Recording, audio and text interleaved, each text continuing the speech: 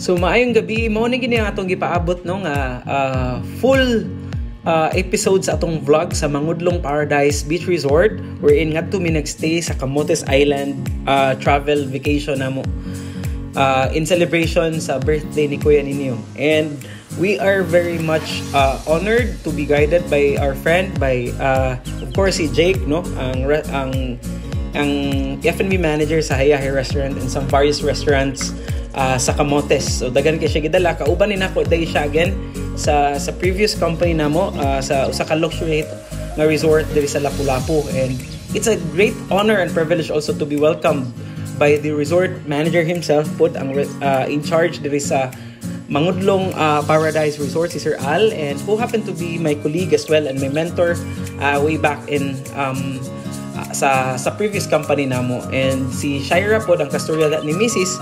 mo sa to ang wife ni Jake nga kauban po namo sa hotel. So inana kanindot ang hospitality kay kung you invest with good relationship, they will really also take good care of you. So inana ra gid na, no, inana ra gid na kanindot ang life if you just need to care. People don't care how much you know until they know how much you care. Mo gina akong favorite line in everything I do.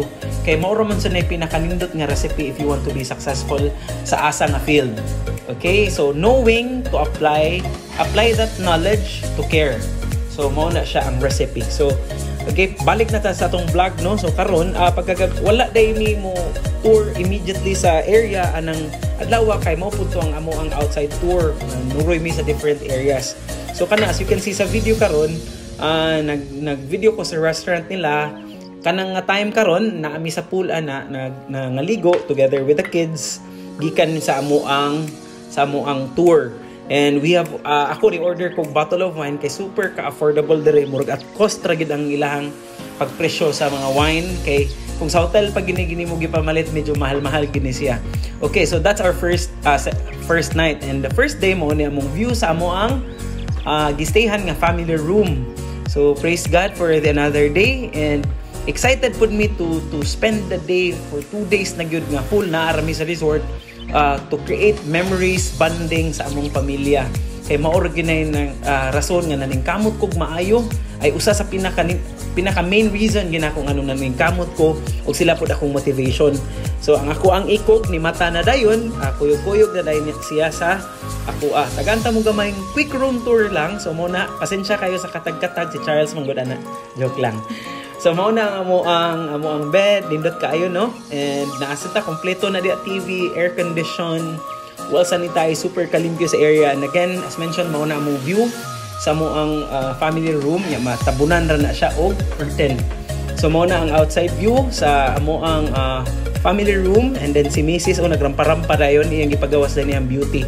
So sayo kay mi nakighimamat sa mga kaila nato again diri sa resort, and among gilanghap ang sobra ka presko nga hangin diri sa resort. Grabe kanindot sa weather. Grabe ka amazing and stunning gid ang view nga pang luxury gid siya nga resort in a very affordable price gid. So ni arena din mi sa may daplin sa baybayon kay mulanghap na pud mi.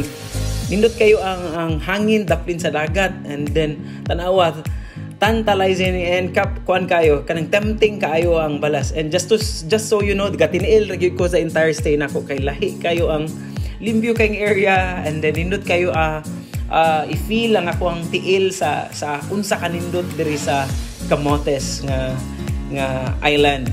And tanawa ang beach area nila, inana kalimpyo, inana ka crystal clear and super kalimpyo, well maintained kayong area. So dinhi na amin natay murag may pantalan gamay di anha mi, and tanawa unsa mailhan nimo ang dagat is presko kung daghan pag mga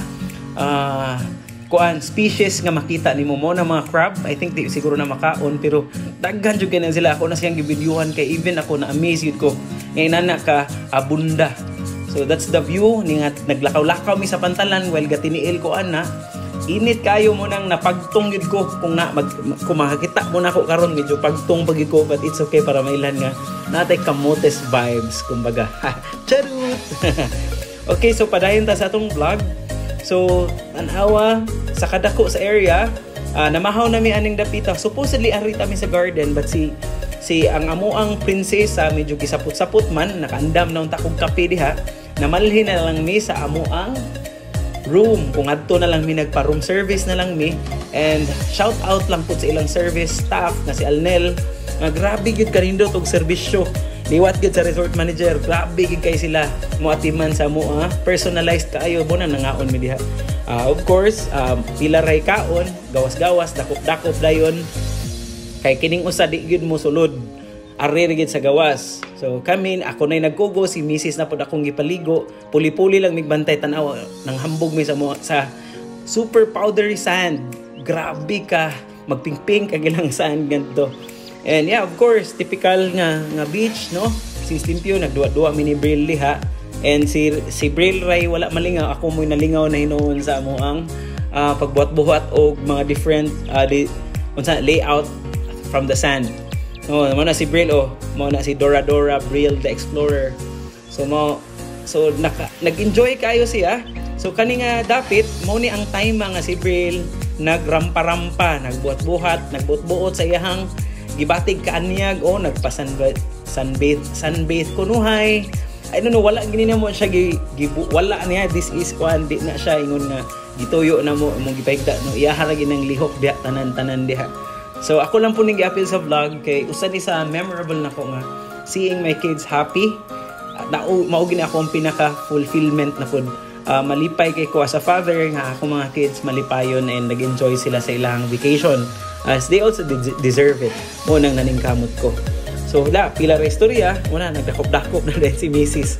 sa kang rail, and happy gid kay mi diri nga dapita, and sulit gid kaayo ang amo ang gikuan.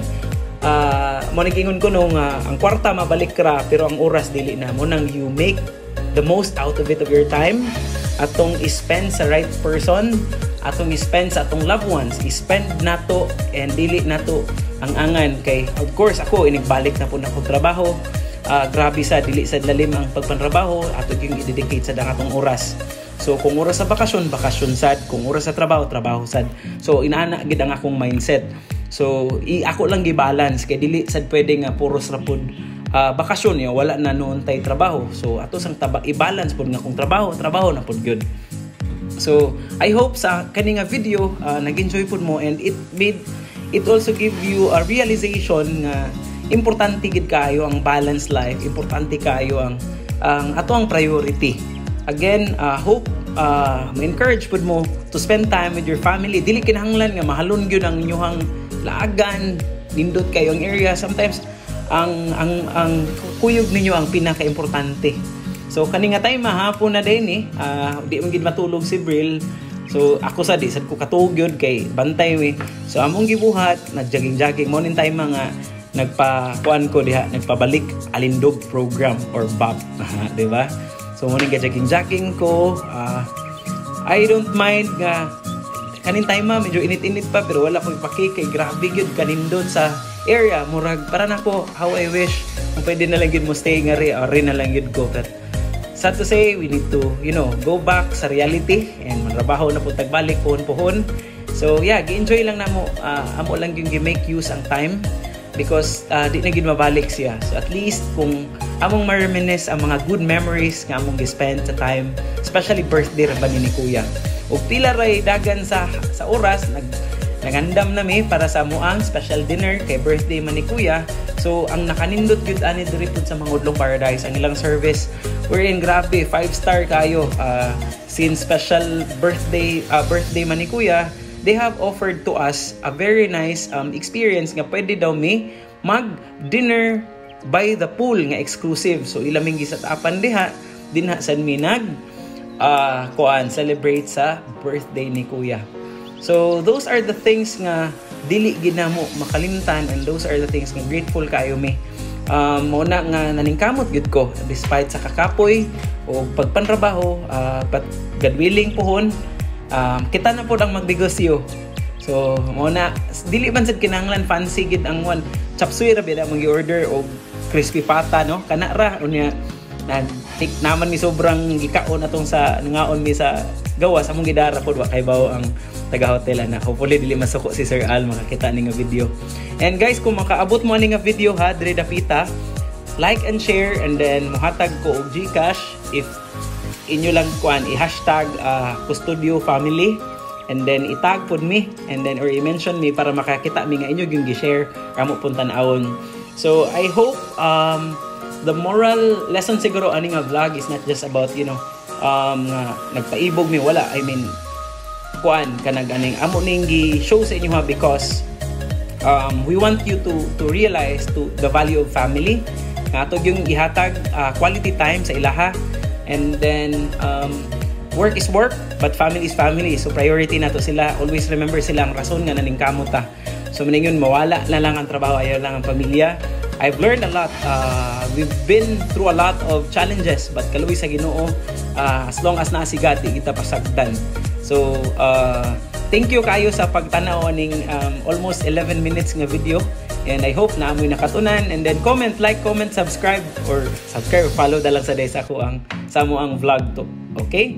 So again, thank you so much, and I hope nag-enjoy mo sa among vlog, and may God bless us all, or God bless you all, and to God be all the glory and praises. And hopefully if nakauyon mo sa video, comment mo nga padayon mabian niya mo hang ibang buhat. But again, amo ning gibuhat for us, kay amo ning mga memories among pamilya sad. So thank you again, and may God be praised. Have a great day. Bye-bye.